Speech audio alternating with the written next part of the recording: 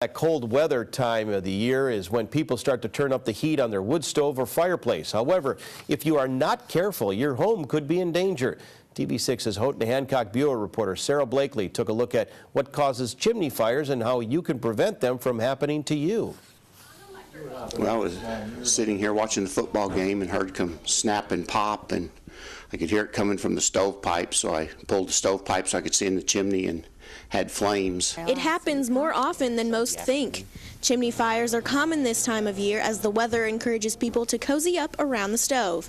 Tom Sprague ended up calling the Chassell Fire Department when a fire unexpectedly flared up in his stovepipe. I didn't have any flames coming out of the top, and there wasn't any smoke coming in from anywhere, so I wasn't really too worried. I just wanted it out. The brick was starting to feel warm, so it had been going for a while.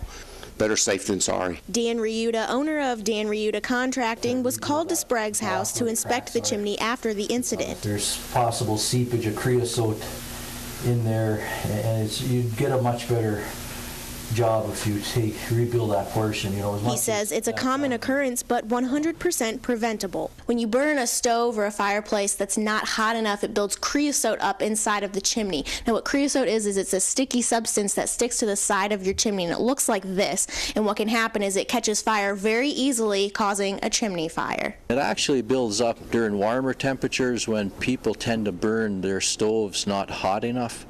So that's why burning the stove hot is very important. You want to have a temperature thermometer on the stovepipe or the stove and keep it in the proper zone. Creosote buildup can also be prevented by having a proper liner installed in your chimney and by burning dry wood. For Sprague, the incident was a wake-up call and cautions others to be careful as well. Clean it a lot more often than I was having it done, so just keep an eye on it. Sarah Blakely, TV6 News, Chassell.